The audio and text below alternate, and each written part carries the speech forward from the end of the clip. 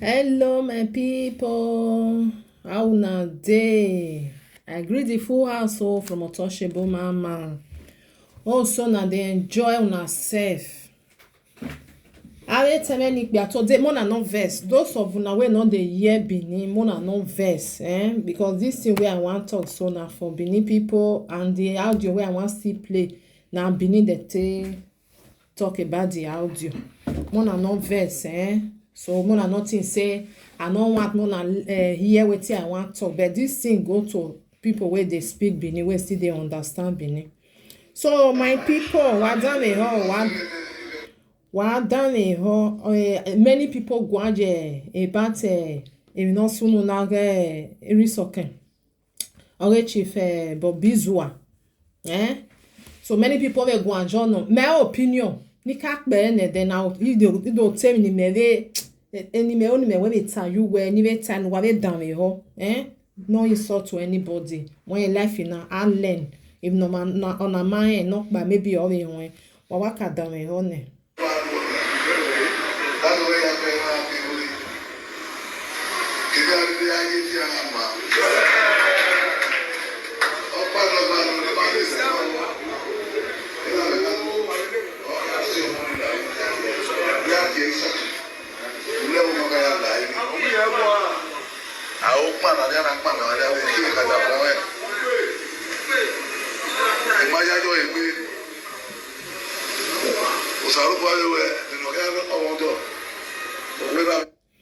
My people, I bet tell me clear. Mamie na no sunu na. Because imeni ade de kabota we e life na iya we o ma na neru na o ma mama we na tie bona. E ma so me ro. Ama de tie boni ya wa neru ni ya ma ye ma ama we. Bia yo na ya hana. Emine Bobizua una ne chief Bobizua una is very wrong. Daughter we aye me ne gbe ya toloma aja to lo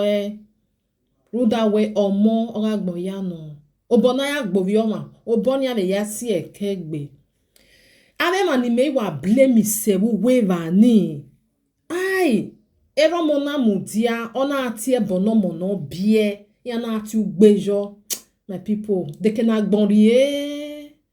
They can agbonrie. Adobom ye woma be yeti bona we no bie wana ati ugbe wana ati seyo. Ave mani reva ni awwa ya.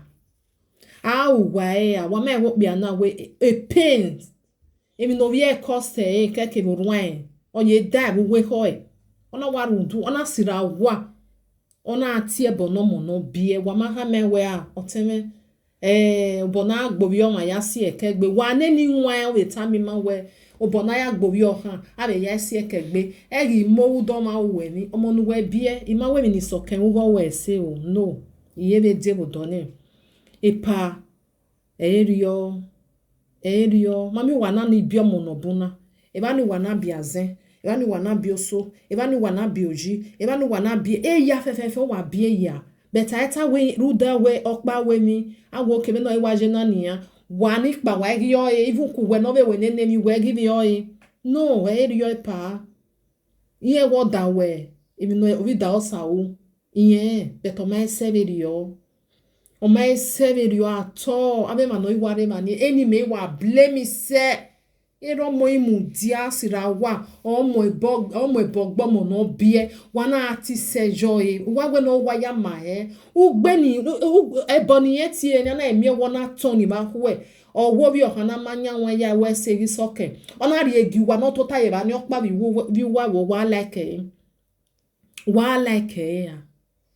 wana muda ye mi no mama voza na mi we mi no mama ana mi vie we ma most of what kind ene uda we Bobizua na ego we se ti gwan we awo babala awo we na no kwa wona is very bad omo eje no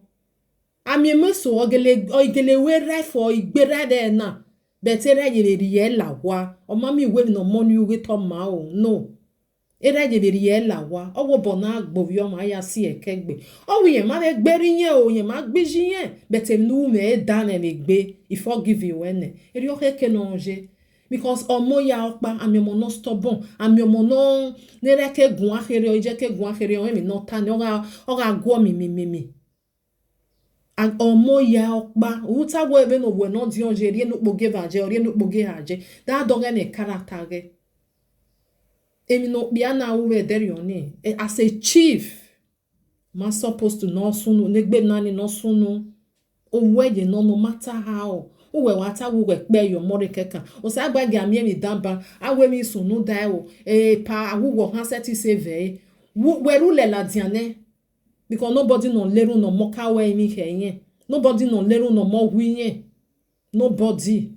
no matter how ipa even na your magba e chief iwe gbele oni erun aya swemo erun no me kenona made a mistake we tie me kama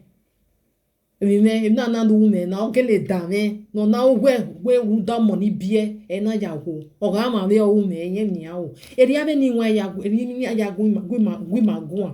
ana do me na we mani bie ka ha do agwe ni nwa ya gun yen ya wa total gede ya na aleru ya na gbesejo it's very bad ayo erunu we na ge money pa ni na eme we erunu e do bu so kan adewo then we na ge so kan na do bu ni pa adewo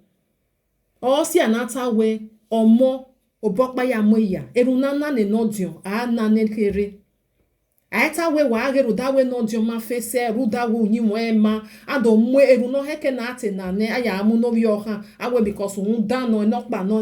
no obona ya modion aya mo bi ohan oye de gbe ni akale u bege ni bege manaro wa awo moho eyi nya je school awa we nya wa binya wa mu nya no do beta na do mi wo moho ido zagbon no mera manje de te doni ana do mi wo omoho ize we da bi je ri ba enwa me na imwe bogbo mo no ma bie e mo na ye neru na mi je log nya me wo mo na wa die wa mo bosira zen sira so amugbo money is bad ete boni ase o eto ose ami yan no gbe se yo ni ohun yan pa kan o tu me because emi yan na ti ebo ana mudia na do agbeseji no emi yan na keke na ti ebo ya ana mudia do ati ebo okeke are na do mi webo na ti eni we no ya o keke kan o lelewe because ohun ya gi agbe o ma mi we ro ma bi jo ma bi omo wa ene ne destiny omo ni je no nobody know o ma mi no go sata umaimi no go salobo atabe winya asagbon gebe ni han do kiyan wa no wa mi me so nya yen we omo nu bie se we omo na no wa bie na wa se we I mean omo no ka bon yen do mi ni ya ha we omo nu bie na o se we awa mudia wa amwebo gbomo is very bad emma ohona me wo you we then you no we social media nobody not awo na ni go we say no nobody no la dia where if no wa una wa popo no we se no na wa agbera me social media no nobody no la dia no time very oni agboya ta we na do una is very bad ya yimira epa e chief we he erun aya swomo ai mo bogbomo because amamo no uno ma yen we many people ata we era na ego ne egiri oboy oni opa go ya emi ya sometimes so ba ga mi dan wa ge ban ya we e pana ni de sage o and e sage no need urgent no e out of ye ya fefe amami no se ti e sage ne e so ken na pa kan we wo inu we mo bogbe na o kan se ti e sage ni no we noare life emma ayi ku kata lege ni wo bio otun na wuwe egbe omo no wa pu we yo to iye pu we yo to no matter wo ko no ayi no du wo bio oni na bolo fo ave mani reva ni o sa ba mi no wunya mo me because yan we aru eva agui oge ase ba ni ori wa dolo wa ni reva ni wo ma seti wa dolo owo tinye no di o me reva ni we no tinye no di o ma seti le ta we otemela wowo yo boya we ho emena ge gbeda be ri oni ebo ninu ti eni seriyan la wowo omo oragbon ya no o ma o e ma o oro ma ra ni yana agbisejo yan ati ugbe don wa yo nu wa gbe don wa no wu o ye ga go de na ko wa do to take wa do gwa anwan abi wa do aha mewe pasori ebe na mi agbono omo no pa lerun nata no lerun we no money e bie no kaka we ni heyin never Oma no negberu ni wo money ye bi on kaka we mi khenye. You know well money. E je me salobo ba o ye no je be ba ni je e mu we. Wa na ati ugbejo, wa ma sofurejo, wa ma we ne na la na he we. O. It's very bad. Emma awawwa. Omo nu bie wa mo ebogbe o lewo kian no ya vera da ejue. It's very bad. O ma gbera ma gbeju e no ka ejes. Omo ya okpa ami omo no gbera gbije ima we to we say but I understand the way na no bi okana o me na di mi adeke me na mo bo wa be mi ku imegu we de ni me ma asa eriero mo mi jo mo bo ya we mi eriya mo bo ya we mi iya wa mo ebo ni ya mu gbe wo no mo na ye wo no wuji ya o. It's very bad o. Ano wo kan na ya reva ni o wo kan pa ya reva Biani lerun ihweso o wa dijo ba wa dijevo o wa dijo ba wa dijevo emnu wa era wo monu wa bie wa mu dia na wo yu wa u gbenu ye fini ana emiewe omonu we bio han ya ba wo ma se keni sokenjevo ehun ya giagbe ehun ya o agiagbe ona agbe sesese yo wo kan pa no re ba na agbe sesese yo o ma di gwen we la wo da fome no da fome la wo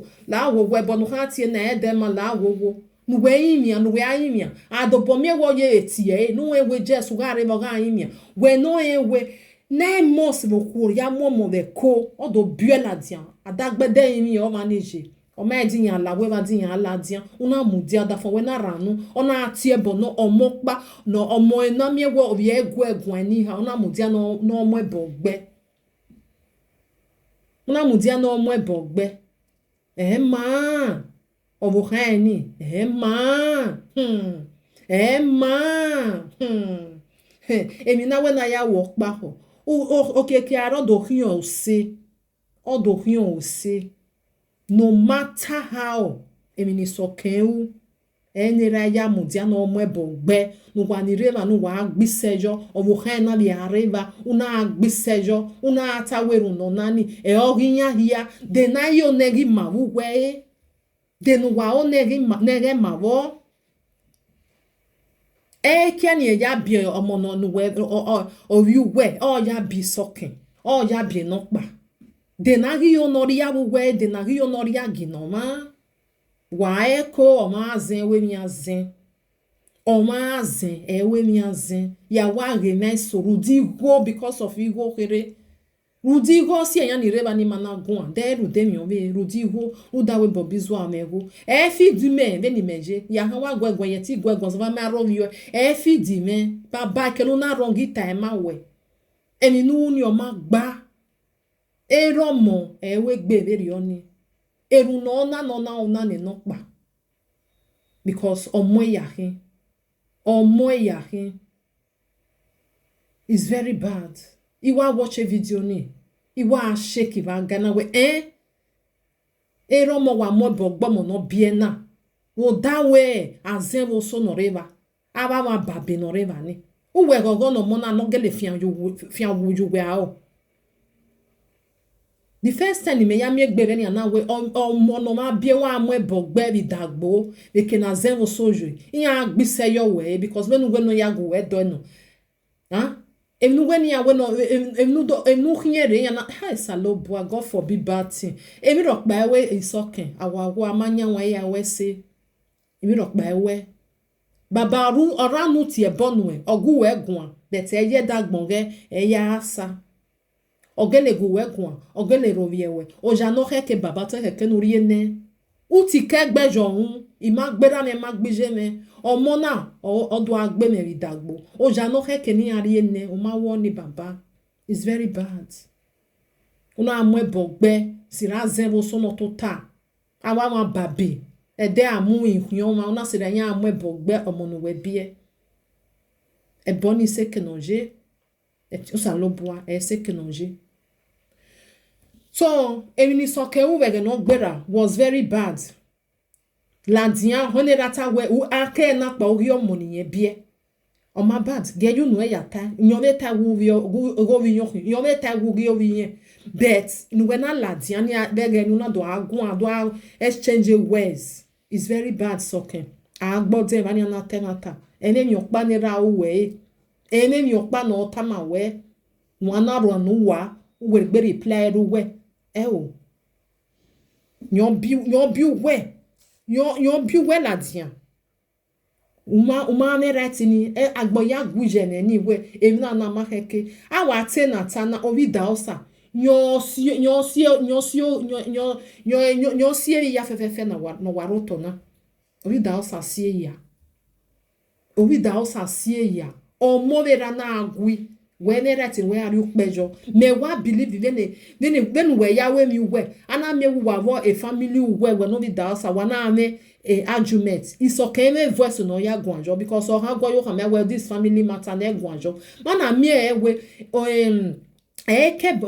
bobizwa ya gwa we ladi do a reply we da osa wo sie me ya fefe no wa roto na when we kwe me ya wo reply me no we wo na na dia na when we me video no okpugwa no we ya tie we ababa bo khame wa we severi oni bo khame wa we severi obi mai wa we severi oni makabe do imi ane no ha mo wa we owo mu me no en wa ya de ne we bo wa we gwa le biberi ye ginye ne mi no pa no ta ma we no mu yo no ha ma we babalawo wo we nu we ya tiyan be de oni eyan ne reba ni me tiyan na mi o wa bere gbe be return e course ni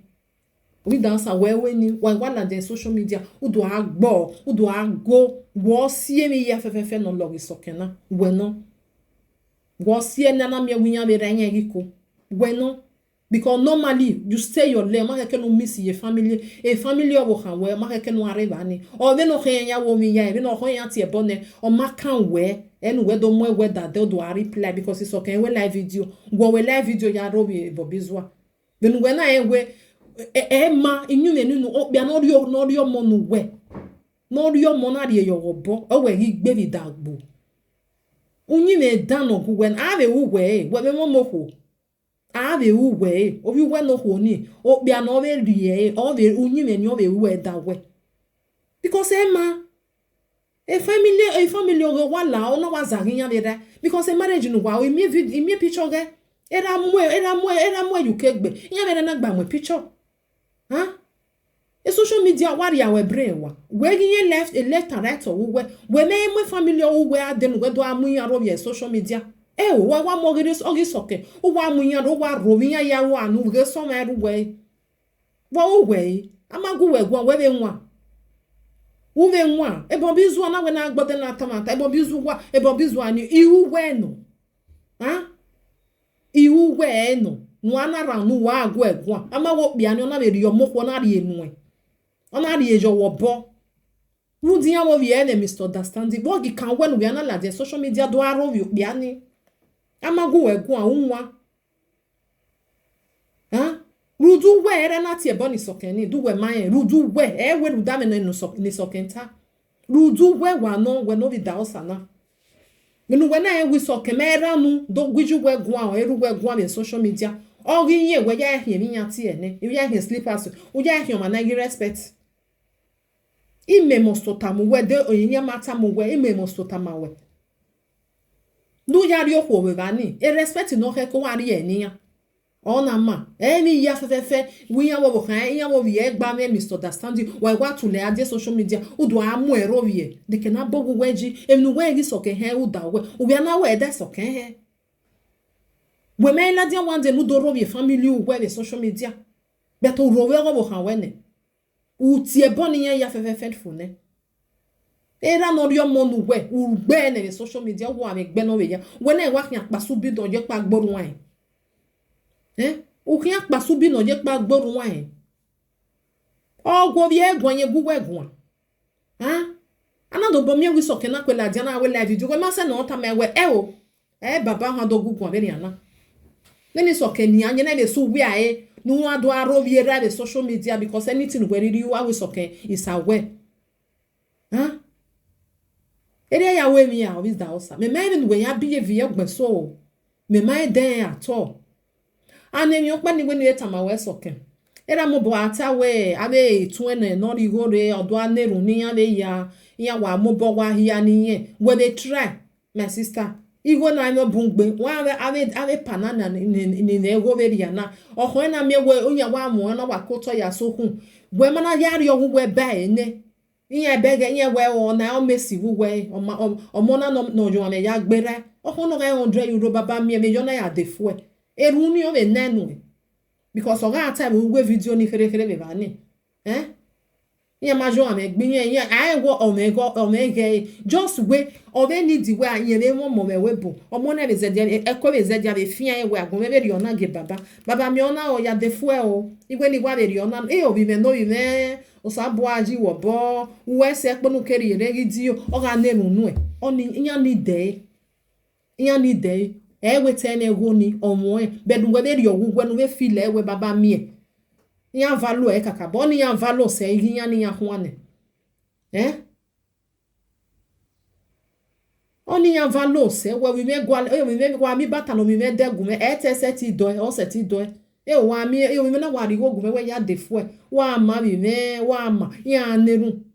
na do ladian ado amo ebogbo ma ya ga gbise joye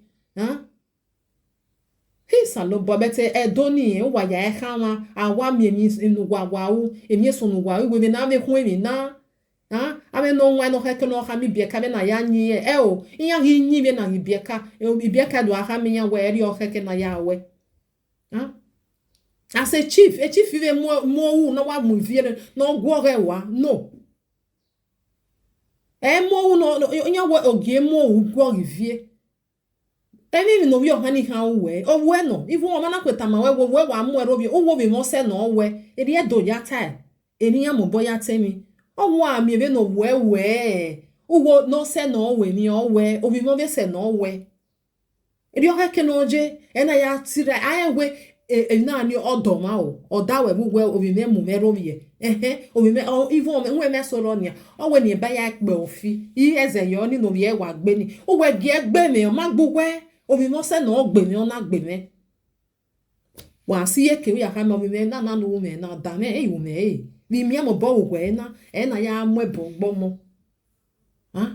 aya mo ebo gbo mo oye ma no fi ugbe ni a fi ugbe ni we fi ni we ha fi egbo ma ne no wa we gba me egbezo ugbe ni e wa pa ya de gbo mo o ya de gbo mo no we bie egbo ebo na no we tie na ne e de se kini sokenje ave no we wa we mo ese ni o ha bu osunu nu we wa we mo ese ni wo wa du we ni o kan abu because un ya gi agbe so emi ne power wu ni is very very wrong I we gbe very oni at all o ko no ma ya gi we u ka mi wa si ae mo bi o e wi me no emi no ko wu me ya be wu ve na ya be do mudia we ne gbe me ri o ke na ya ata me sa me ma mi ko ni ya ka bodo via ojo like ono na ni ya wa nyenya o ya nyenye lo to ya na mi ugbe ya ti ugbe ise de domonu wa igo o kana saba ga gi un dan da we eri o no be dian we do agboru e mo wa gogo wo mo nu we bi ege o pala yin wo imaye sha o we ni meso ya we mi ye ya wo ma azen we mi azen o ma azen we mi azen so soken emi o pa we ni tamawe era meni je mi ije eri o wa no ya imi era emi nu we ni egba o kan imi before but o ma ye fo be hoye won me so ro wa wi yan mi erere fo be kiyan erere fo adojare do ya we I pray no e la dian no do we gbe do sun do ati e bo ege eni rokpa eni sa e wete bonotie eni mi no we a blessing on no it's a blessing to you eni mi no we I pray na mi we owe gbe ya seri en boni o seri o ma seri o e se kenuje o vi da osa gbeyegbe o we to agbe ora ko ni so ken la dia no do gbere bo gi kan we me go wo de bobu is wa we o we no ro dinye we o mo ni o ma ni eri o mo na o gbe yen na e o go vi yan ni o dinye o we o wa dinye we eta go egun anu ho no we han wa me o ba ko kan se o pe eta o ho eta alonuta o ipe no ma do le ovonu santa uho Wo kan we o ma no ri omo nu we o heke we ami okpo ni igbekwo we we je be ri oni uwe gigi yebe na ge slippers nu we ya hwe ha imebe no ma ya guwe gun so ke ya imiera ya imie babala gogo ebonu tie meni erun non kama wi erun non nu bo ye o wata we ye wi o wi yen ne pa ami o ma ne o meso o owu awe mi se we ya van mo gbeso o ke ko nu we wari yo betu we do calm down that is ebe no ya toshe o ya we na ni ma abe ma no reba ni eni worst se eni na do worst se yen because yen no we mi eni then yen ya tie boni o ke ni a block we baba la wo o mo na I my mama o no wi ma ni ya yin yen ma yin yen na gbise joy. My brothers and sisters ibe me no bu gbe ni ata obi da osa e to ri yen ri e mo ma ye onyo wa di worst thing no we eri ni ye ha wa be wu onyo ha worst se so ke ya imiera ya imie iye we ma so ta we eru mo bi jo mo so ma je so ma o salo ba ke do gbe o sa ba ke do o sa ba do de bai e boni ere no we ri gbe is a blessing to you wa claim me ri oni we a blessing no no e me no we ukpiyo okho egbowie iye ukpiyo okho so gbowie obeto no na me no we uya imie baba mwezofua kode no je na te heke na mie we ruwe ti kegbe we do munye rowie iye fi anwo yi ni heke ni afia we beti na do awo we na do amwebo do atiere ma ya ni reva ya na bisejo oti no di o ma be block we no we gbe mi re na obie mo wu bo rivie o mata mai ona meta awi jedo de no ri jedo we ero mo be mwebo gbovie o abijo mo be mudia wa be amwebo gbivie we ni ma de wa do agunye gbisejo ailele jedo and a chief for that matter a chief for heke no we me a chief no matter wetin no mo or where we no ma be we tie bo no ma o aneru ni ya o kama we no do pe wo ja obi da sa wo si ame no gbado obera o wo si ame no gbado imeyeta wo wa si ame no gbado because eri so ken ku ve na we no o ma seti make a peace ve piyan eva o ma seti just wa la di on do amu bobizwa rowie bobizwa na gboya motedo when e ya hie e take you we no koto. It's very bad. Or your mojo wobo.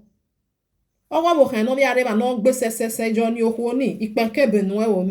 imemi nya we imemi nu ya pe una mudia no da fon we amu ebo gbe owie we no we manu we he me no je no wo go me ma o geri agina eri edo yata o da fon we mudia asira we tie bo ma vi gwe yo to baba la agogo da fon no da fon me la agogo omwero baro ni ma ono gwima no ma woni wa be la dia no we wijo mo hin ijo mo no mu dia na amu ebogbo oyo ma we ijo mo ni ipenke benu wa agbode atemata because wa rugwe ke na hona ya bi enwe me no je o ma do aladia uri owo pa ya gbon uri owo pa ye yin una mu dia na amu ebogbo mo o ma my people edita eso wo me wa baba